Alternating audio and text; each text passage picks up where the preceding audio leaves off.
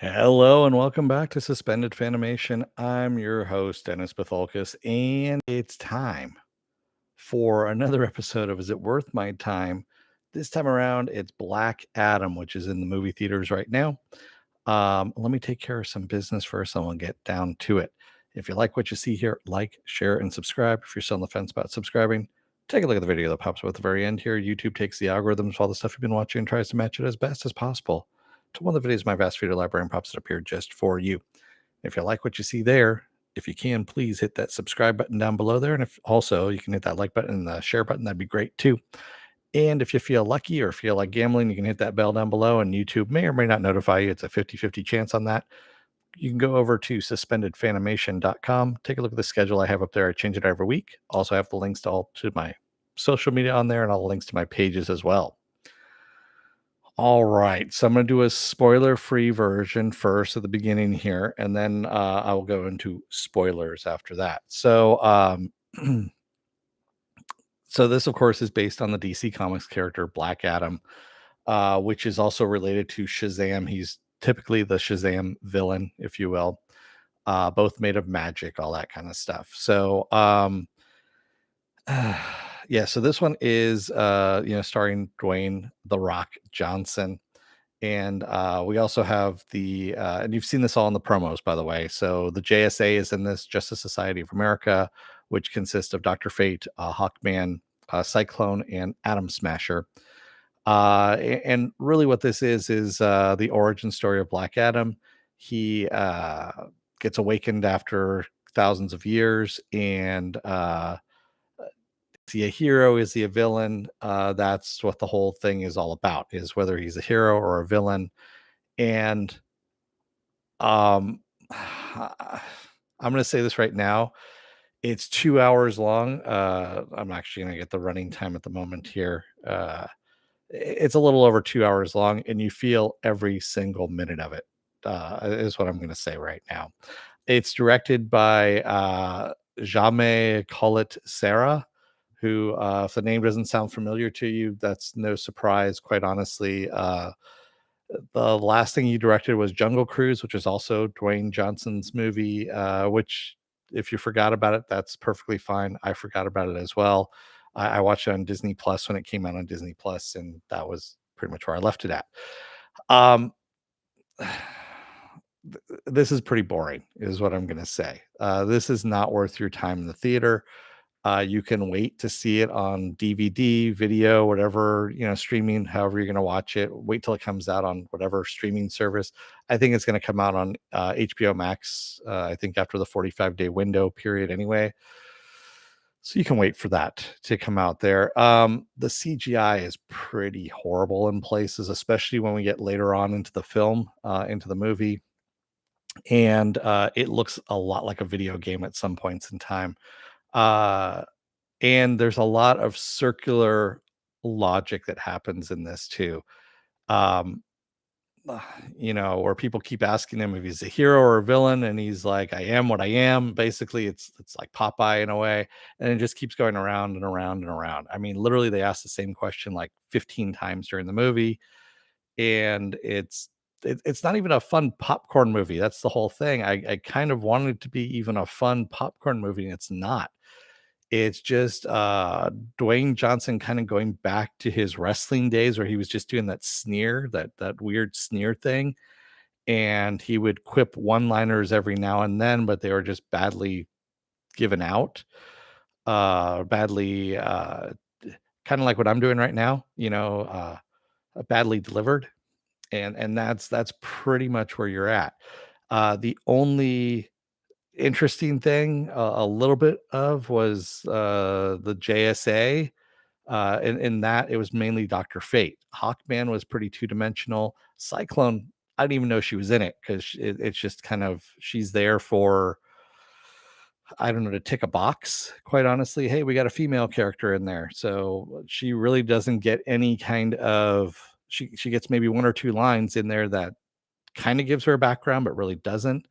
And same thing with Atom Smasher. Atom Smasher is just there as comic relief more than anything else. So, yes, there is a stinger midway through the credits that is interesting, just because it announces the return of a character. You've probably already heard about it, but I'm going to tell that in the spoilers. Um, and honestly, the ending didn't have to happen. There's an easy way to have ended all of this.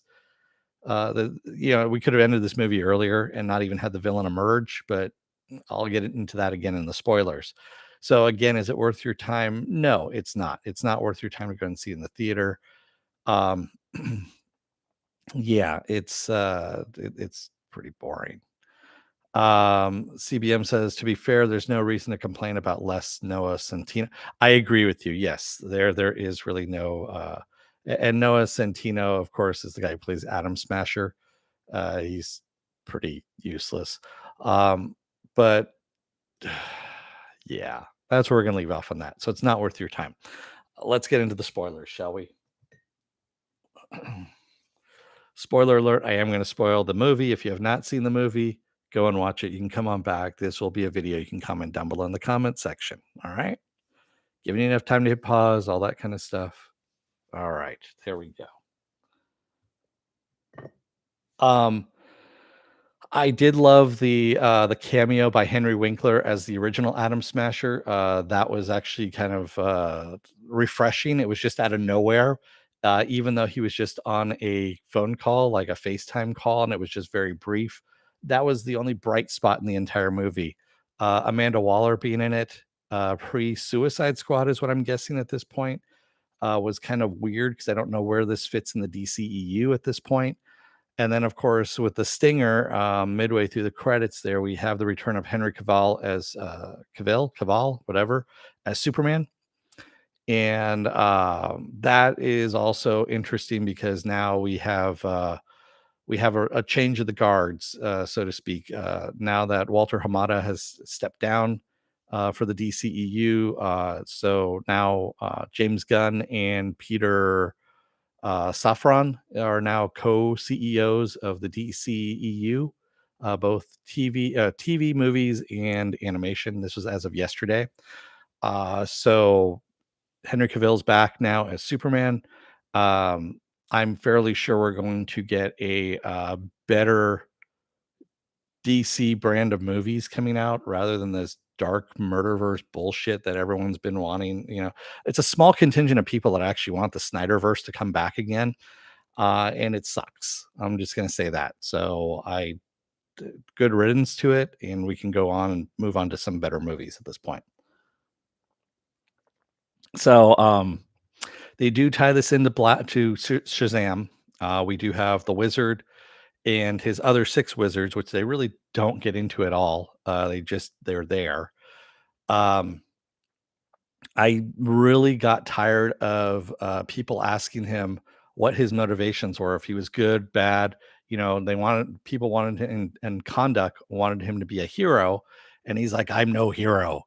And then like, "Well, what do you want?" I don't know what I want. I'm looking around, and it was very aimless. Is really what this was. This whole movie was fucking aimless. Is really what was going on, and the whole introduction of, bringing Intergang into this as the mercenaries that were strip mining Kondak, and then having one of the guys who Ishmael, who is supposedly working with our good guys, if you will, being the secret bad guy who ends up becoming Sabak being this demon, and all he has to do is sit on the throne, this old throne in Kondak, in order to take over the world or bring hell onto Earth or whatever.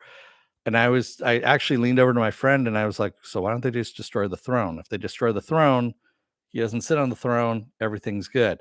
Which brings back a memory of the original Suicide Squad with David Ayer's Suicide Squad.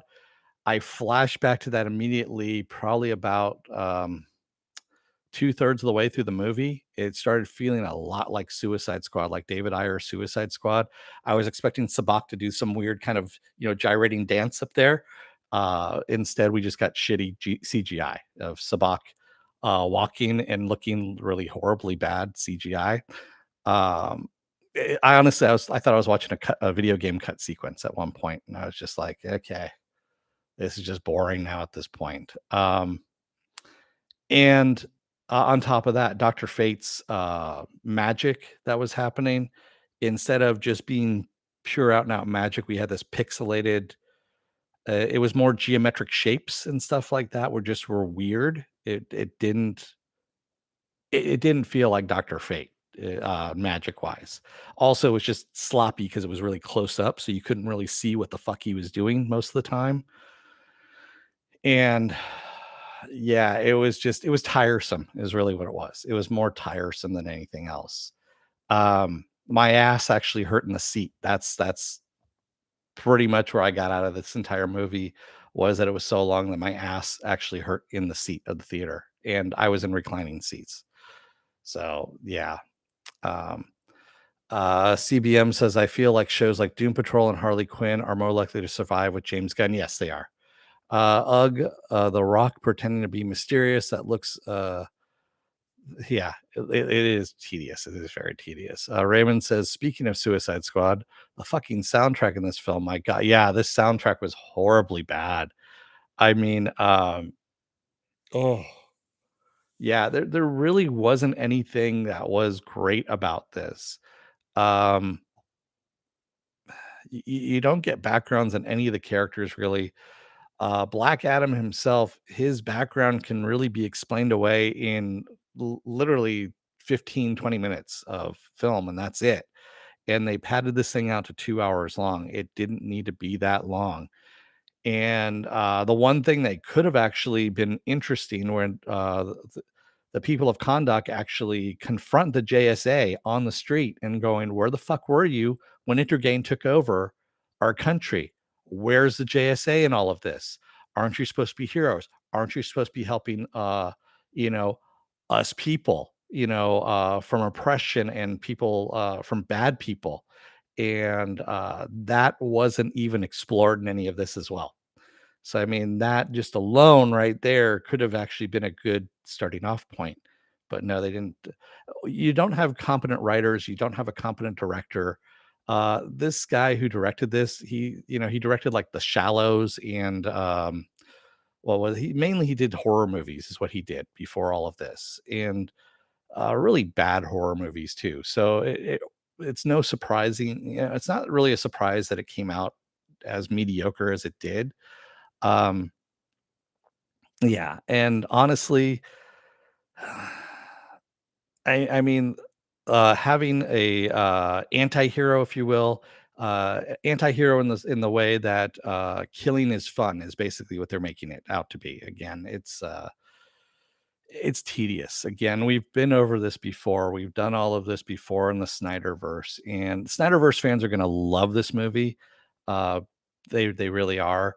The rest of us who are just kind of tired of this shit are ready to move on. This is the last of the Hamada reign, and I'm glad don't have to deal with this anymore. So, and if it's any indication, it made $140 million over the weekend. That George Clooney, the really shitty George Clooney, Julia Roberts movie made $100 million. So it's only $40 million behind Black Adam, if that gives you an indication. And supposedly that's a piece of shit. So yeah, if you can't clear double the numbers on a really shitty George Clooney, Julia Roberts movie, then you know something's bad. And I'm wondering if The Rock can smell that. And that just came to mind, by the way, that I wasn't planning that one out. It just happened to hit me all of a sudden. Yes, Grimdark Antihero feels very, it's like 1990s, is really late 1990s CBM, not even early 2000s, very 1990s. So, just the soundtrack or the scores, both of them CBM. It was mostly forgettable, uh, you know, and uh, yeah, it really wasn't. It wasn't good. Raymond says, "Why couldn't Atom Smasher touch Fate's helmet, but Hawkman could?" I don't know, Raymond. Why didn't they smash the throne and just stopped all the silliness from beginning in the first place to prevent Sabak from bringing hell onto Earth? I mean, literally, Fate could have smashed it, Atom Smasher could have smashed it, Hawkman could have smashed it, anybody could have smashed it, quite honestly. Cyclone could have smashed it, Black Adam could have smashed it. Uh, yeah. And why that throne? What was so special about that throne? Was it placed there in a right, in a one of the ley lines of the earth or something, or what? We didn't have any explanation of that, of why that particular throne was so important and why it would bring hell on earth. It didn't make any sense. So, I mean, it could have been any seat, any place that he could have just sat down. Maybe it could have been a porcelain throne that he could have sat down on and brought hell onto earth. I mean, depending on if he had Taco Bell or not, I know that could have happened. But, yeah, I know, and since when does Superman answer to Waller? I agree with you, Raymond. Um, CBM says, "When your competition has Silvestri, Beck, and especially Holt and Giacchino, do better with your scores." Yes, I know. This is going to be looked at as the end of the bad era of DCEU, quite honestly. And I'm hoping, at least that's what I'm hoping. I'm hoping this is the defining line where we're going to start getting actually some comic book movies coming out of Warner Brothers and the DCEU at this point. So, yeah. Yeah, so it's not worth your time. Save your money. Wait till it comes out on HBO Max, and then you can watch it there, and you'll be happier for it. Trust me, because then you can pause it. You can go to the bathroom, get some food, fast forward through it, whatever you need to do in order to get through it. Oh yeah. So, and with that said, what else do I have going on for the rest of this week? No, God, that's right. I forgot about the Flash. Thank you, CBM. I did forget about the Flash that is left from Hamada as well. And they really didn't know what to do with that thing. I still have a feeling that has a good chance of being shelved. I really do think it has a good chance of being shelved. Otherwise, it would have come out by now. It's done. I mean, the movie's done. We know it's done. Everything's been shot. They actually reshot all the Batman scenes and took uh, Keaton out of it and put in Affleck's Batman instead. So we know that's already been done. Um, yeah, I don't know. I don't know where we're at with that. If they're gonna show that or if they're just gonna shelve it. It would make sense if they're trying to save, they're trying to recoup $1 billion, $1.3 billion. And I think they've already sunk like about 300 million into that movie, maybe 400 million now at this point, with all the reshoots and everything and all the people they've had to pay off. So if they shelve that one, they could just recoup all that money in taxes and save themselves like almost half the money that they owe. So don't count it out on being a done deal and coming out as of yet. I it's got a good chance of being shelved at this point, The Flash. So with that said, what else do I have going on the rest of this week? Well, in about half an hour here. Is that right? Yeah, about half an hour here. At 6 o'clock, I'm going to be doing The Peripheral Season 1, Episode 1. That's over on Amazon here. That's a new series on Amazon. Um, Tomorrow is going to be The Peripheral Episode 2. That's right. Episode 2 is going to be tomorrow. Friday will be Episode 3. Saturday, I'm going to be off. Sunday will be the Sunday edition of Saturday Morning Blast Off, where I take the genre news of the week and any genre stuff you guys want to talk about. And we talk about it. Or it could, well, actually, it is going to be Saturday Morning Blast Off. I was just thinking about the news that's been coming out this week, and yeah, that's what's going to happen there. Monday will be nothing at the moment because House of the Dragon, we had the season finale going on. So yeah, that's where we're at there. Tuesday will be another episode. Is it worth my time? And this time around, it's going to be Tales of the Jedi, which is on Disney Plus at the moment. So Disney Plus Tales of the Jedi. I'll be doing that on Tuesday, and that's where we're going to leave off at that point. So, and let me see if there's anything else coming up here. I know we don't have anything really into November, where we have Titans season 4 coming out. So, yeah, that's pretty much it. Yeah, then the beginning of December is when we start getting some more stuff coming up. So, well, I'll fill in gaps here and there as I'm doing stuff here. So, with that said, I'm gonna let you guys go for the rest of the day, or well, actually until 6 o'clock, and then I'll come back for the peripheral. So until then, thank you to everyone who joined me today in the chat, and thank you if you made this far in the video. If you're still on the fence about subscribing, take a look at the video that pops up at the very end here. YouTube takes the algorithms of all the stuff you've been watching and tries to match it as best as possible to one of the videos in my vast video library and pops it up here just for you. And if you like what you see there, if you can, please hit that subscribe button down below there. And also, if you can hit that like button and the share button as well. And if you want to know when I'm going to be on live again next, go over to suspendedfanimation.com. Take a look at the schedule I have up there. I change it out every week. Also, I have all the links to my social media there and all the links to my pages as well. All right. Thank you, everybody. I will see you again at 6 o'clock for the peripheral. Until then, don't let the door hit your ass on the way out. Otherwise, you may end up stuck in a movie made by some guy who's done nothing but horror movies, like low rent horror movies, and even a Disney movie that was kind of forgettable. And yeah, anyway, and you really don't want that because it's just kind of, eh. Thanks, everybody. I will see you again and at 6 o'clock. Until then, have a good half an hour or so, and then I'll see you again at 6. Thanks, everybody. Have a good rest of your half an hour there. And stay safe, be well, take care, wear those masks, get those vaccine shots, get the boosters as well. They don't work without the boosters. And I'll see you in a half an hour. Thanks, everyone. See you in a little bit.